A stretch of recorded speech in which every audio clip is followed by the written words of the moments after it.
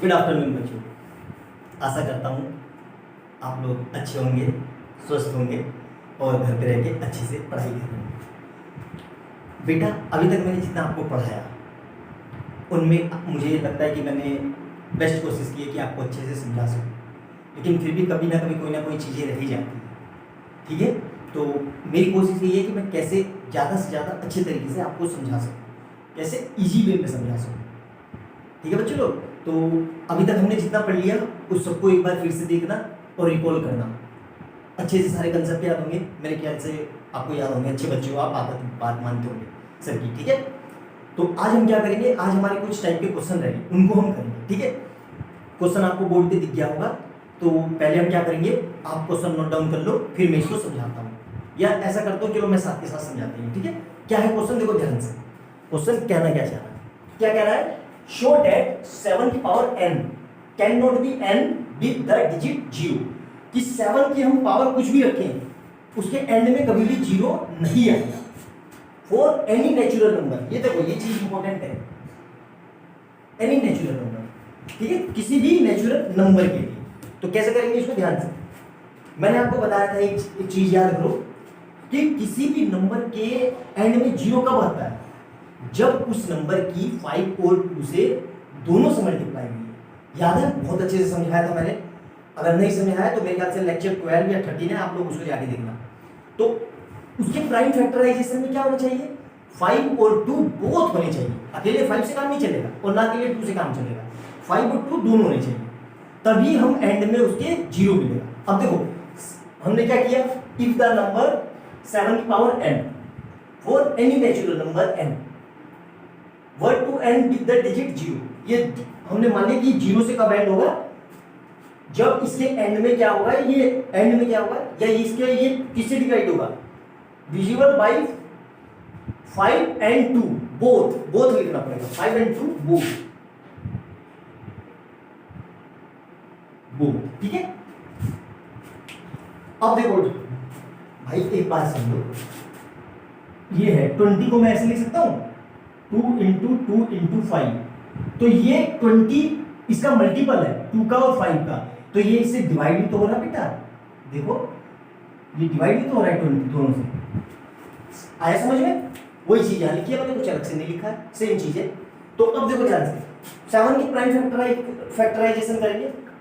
7 के क्या prime factorisation होंगे, 7 तो खुद ही एक प्राइम नंबर है। देखो ध्यान से, लिखवाया था, याद है, इसलिए पढ़ाया था लेक्चर 2, रिकॉल करो, इसलिए मैंने प्राइम नंबर लिखवाए थे। उस समय आपको बोरियत लगी होगी कि सर क्या चीज पढ़ा रहे हो, ये इसका तो यूज ही नहीं है। बेटा जितना मैंने आपको पढ़ाया उसका कहीं ना कहीं पूरी मैथ में आपको यूज होगा, वो बेसिक है, बिल्कुल कोर, उतना आपको आना ही चाहिए, कंपलसरी चीज है वो। अगर उतनी नहीं आ रही है तो इसका मतलब आप मैथ आपको नहीं आ रही है। ठीक है, तो क्या किया मैंने, 7 की पावर n, अब इसके प्राइम फैक्टराइजेशन क्या होंगे, एक तो 7 होगा और एक याद करो, मैंने बताया था हर जगह होते हैं, बोर्ड है वो क्या 1, इसके प्राइम फैक्टर क्या होंगे 7 और 1, कर लिया। अब देखो ध्यान से, according to the fundamental theorem of arithmetic, ये याद रखना है, फंडामेंटल थ्योरम ऑफ अरिथमेटिक, याद आया कुछ। फंडामेंटल थ्योरम ऑफ अरिथमेटिक क्या थी, शुरू में पढ़ाई थी, लेक्चर नंबर 4 रिकॉल करो, उसमें बताया गया था, क्या बताया गया था, कि किसी भी नंबर को हम प्राइम फैक्टराइजेशन में कर सकते हैं, मैंने करके भी दिखाया था, वही चीज है। अब देखो यहाँ पे, इन द फैक्टराइजेशन ऑफ 7 की पावर n, इसमें कोई 5 नहीं है, कोई 2 नहीं है, तो क्या बोल देंगे, so there is no natural number 7 की power n end with the digit 0, hence 7 की power n can not be end with the digit 0। ऐसे नहीं समझ में आया तो देखो ऐसे समझ में आता है, मैं देखो आपको लिख के दिखाता हूं कैसे। यहां देखो ध्यान से देखो, 7 की पावर n, n मतलब क्या है, n मतलब है एनी नेचुरल नंबर। ठीक है, तो 7 की पावर 1 करो, क्या आएगा, n की जगह 1 रखो, n की जगह 1 तो क्या आएगा 7, n की जगह 2 रखो तो क्या आएगा 49, n की जगह 3 रखो तो क्या आएगा 243, 7 की पावर 4 रखो, 7 की पावर 4 रखो तो कितना आएगा 2401, 2401, 7 की पावर 5, नोट डाउन करो इसका, 7 की पावर 5 कितना आएगा 16807, 16807, 7 की पावर 6 कितना आएगा 1 2 4 5 49 8 7 56 11764 क्या आ रहा है 11764 ठीक है 1 2 3 4 5 6 अब देखो यहाँ पे देखो यहाँ पे 7 की पावर 7 और 7 की पावर 8 7 की पावर 7 कैलकुलेटर में कर लेते हैं 1 मिनट को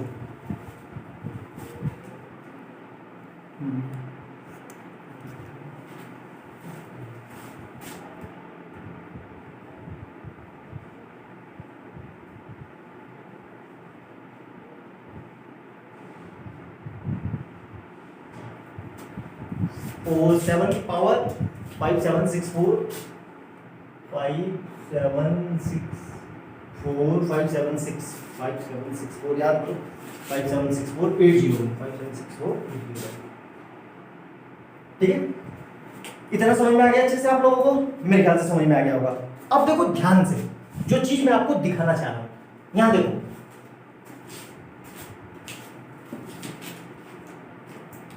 ध्यान से यहां पे क्या आया 7 यहां पे क्या आ रहा है अलग अलग मार्कर से दिखाता हूं 9 ठीक है फिर क्या आया देखो ध्यान से फिर आया 3 और यहां पे क्या आ रहा है 1 अब देखो ध्यान से फिर क्या हो रहा है देखो इसलिए मैं अलग अलग मार्कर से लिख रहा हूं ताकि आप लोगों को कोई दिक्कत ना हो यहां देखो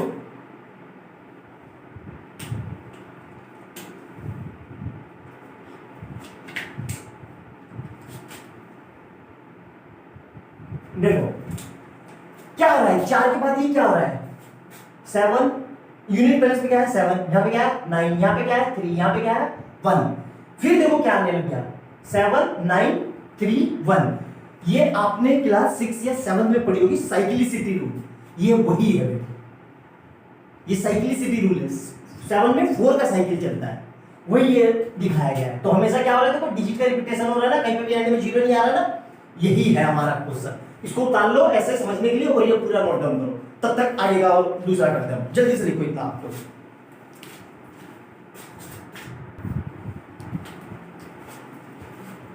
मेरे ख्याल से सबको समझ में आ गया होगा अच्छे से नोट डाउन कर लिया होगा अब इसी में देखो इसी क्वेश्चन को सेम क्वेश्चन है देखो इसी अगर ये क्वेश्चन एग्जाम में ऐसे आया है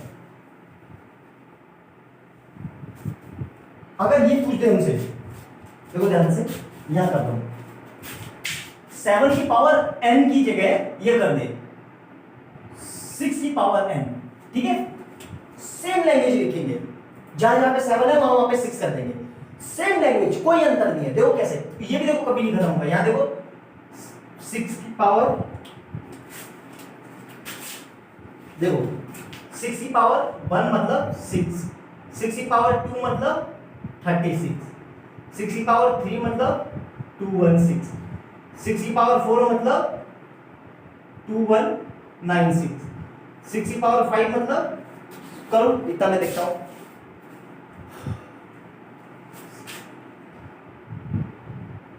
अब देखो ध्यान से हर बार क्या हो रहा है यहां देखो एंड में क्या आ रहा है जैसे हम पावर बढ़ाते जा रहे हैं देखो एंड में क्या आ रहा है यहां देखो 6 की पावर एंड में हमेशा क्या आ रहा है देखो ध्यान से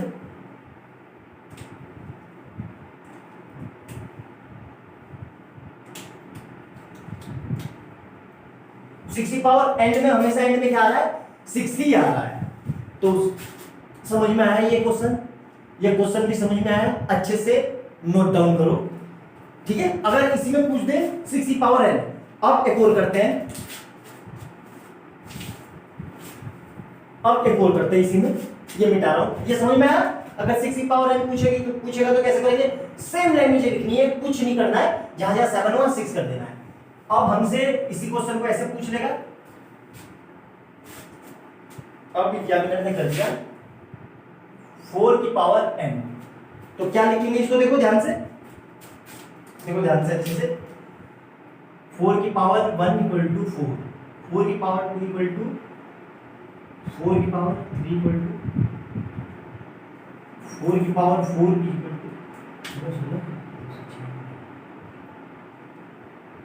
4 की पावर 5 इक्वल टू 4 4 की पावर 5 256, यहाँ पे निकल गया 256, ठीक है। 4 की पावर 5 इज इक्वल टू होगा 1024 और 4 की पावर 6 होगा, इसको 4 से मल्टीप्लाई करेंगे तो इसको 4 से मल्टीप्लाई करेंगे तो 40 46, ठीक है। नोट डाउन करो इतना अच्छे से। अब देखो यहां देखो सेम क्वेश्चन है, लैंग्वेज कैसी है, यहां पे एंड में क्या आ रहा है 4, तो यहां पे क्या आ रहा है 6, अब फिर देखो क्या आ रहा है 4,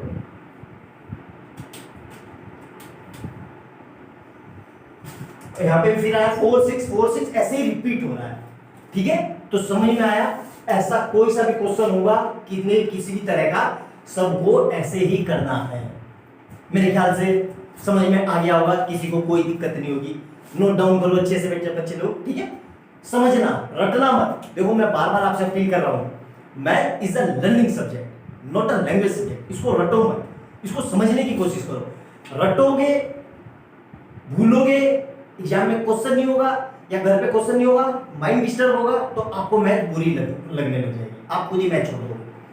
समझोगे, क्वेश्चन होंगे, ज्यादा से ज्यादा क्वेश्चन करोगे, कोई सी बुक उठाओगे तुरंत क्वेश्चन हो जाएंगे, आपको मैथ अच्छी लगने लगेगी।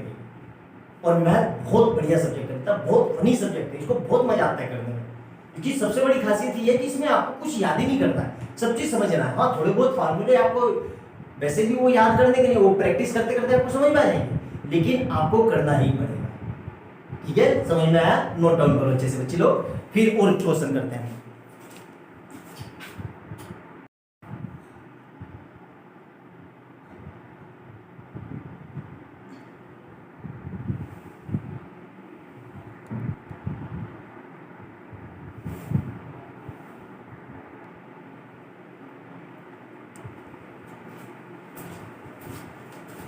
अब देखो बच्चे लोग, मैंने क्या लिखा है, कुछ अलग हटके टाइप्स क्वेश्चन, मतलब ये अलग तरह के क्वेश्चन है। ये वैसे तो आप क्लास 9 में आप कर चुके हो, लेकिन फिर भी मैं आपको बता देता हूँ, रिस्पॉन्सिबिलिटी बनती है ना टीचर को ना, तो चाहता नहीं कि किसी भी तरह के कंसेप्ट छूटे। तो कैसे करेंगे इसको, ध्यान से समझिए। अगर हमें बोले कि दो कैसे नंबर है, दोनों इरेशनल, दो irrational number, two irrational number के बीच में कोई रेशनल नंबर लिखना है। क्या कहा मैंने, टू इरेशनल नंबर के बीच में कोई रेशनल नंबर लिखना है। तो कंसेप्ट वही है जो आप क्लास 9 में पढ़ के आए हो। कैसे करते थे याद करो, जैसे वहां पे हम कैसे लिखते थे, 2 और 3 के बीच में रेशनल नंबर लिखते थे, 5 या 10, तो क्या करते थे, ऊपर 10 ऐसे करते थे ना, मल्टीप्लाई 10 और डिवाइड, यहाँ पे डिवाइड 10, यहाँ पे भी मल्टीप्लाई 10 और डिवाइड 10, तो क्या हो जाता था 20/10 और 30/10। तो हम क्या लिख देते थे, 21/10, 22/10, 23/10, 24/10, ऐसे करते थे।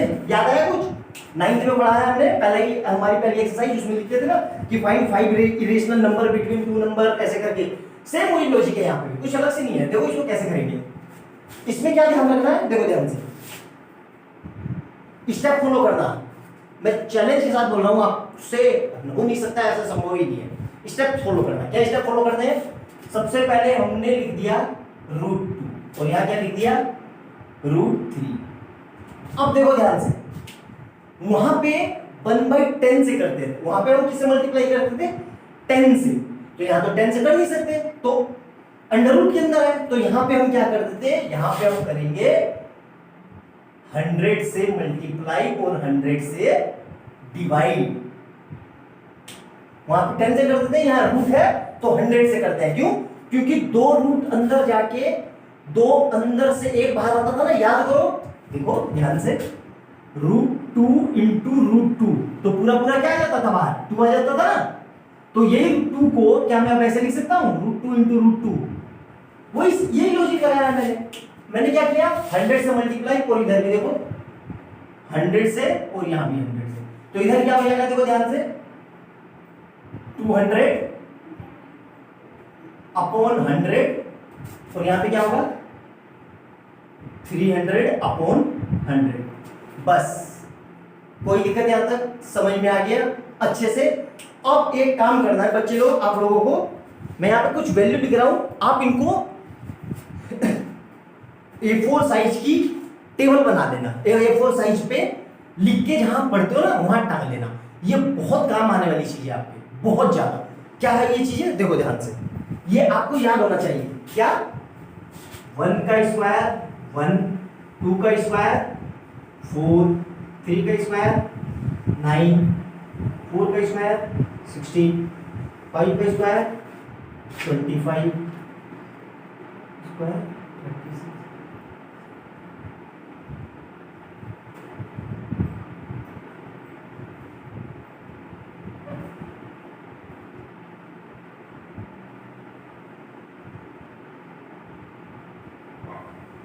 कोई दिक्कत यहाँ तक?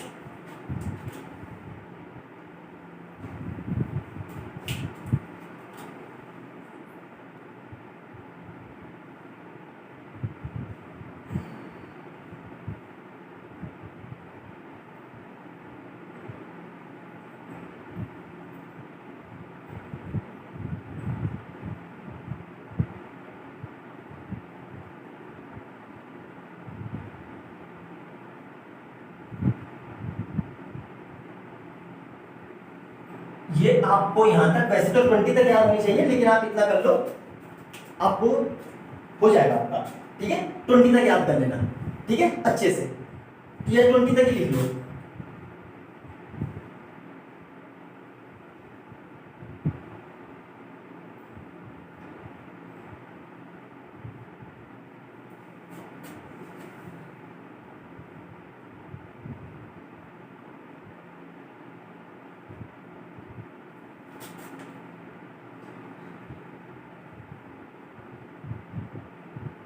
ये आपको 20 तक याद होने चाहिए। ठीक है, नोट डाउन करो इतना। अब ये मैंने क्यों लिखवाया, देखो ध्यान से, यहां पे ध्यान से देखो। 200 और 300, 200 और 300 के बीच में क्या कहा मैंने? 200 और 300 के बीच में कौन से परफेक्ट स्क्वायर है? देखो दो परफेक्ट स्क्वायर है, दो ही नहीं 3 है। देखो कायदे से ये तीनों है ना, इनके बीच में ही है ना, तो मैं ऐसे लिख सकता हूं,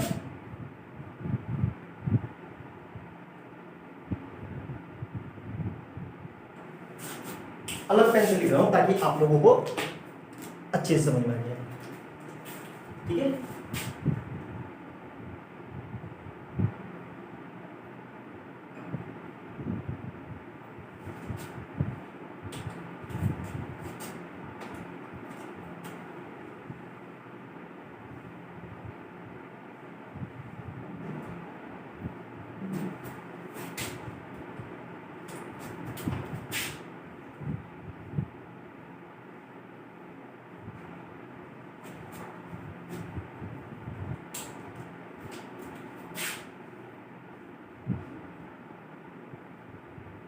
ठीक है, और ध्यान रखो ये तीनों नंबर इन दोनों के बीच में है, बिल्कुल है, देखिए पता चल रहा है। अब देखो ध्यान से, इसको मैं ये लिख सकता हूं भाई 2 to 5 किसका स्क्वायर है?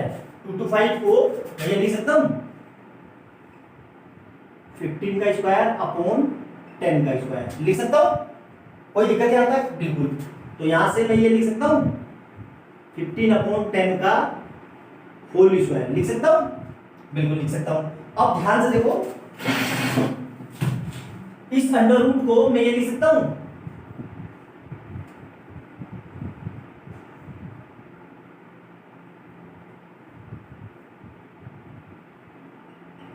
तो ये कट गया, तो यहां से नंबर क्या आ गया 15 अपॉन 10। यहां से क्या आ जाएगा हमारा, सेम सिमिलरली करेंगे तो 16 अपॉन 10। यहां से नंबर क्या आ जाएगा 17 अपॉन 10। तो 3 वैल्यू मिल गई, हमें तो एक लिखनी थी, मैंने तो 3 निकाल के दिखा दिया आपको। इस तरीके से करना है, समझ में आया अच्छे से? बहुत बढ़िया क्वेश्चन है ये, बहुत प्यारा कंसेप्ट का क्वेश्चन है, बोर्ड में आ गया तो आपको पता ही नहीं चलेगा स्टार्टिंग करे कैसे। समझ में आया? तो इसलिए नोट डाउन करो इसे अच्छे से। ठीक है, नोट डाउन करो, फिर आगे कंटिन्यू करते हैं।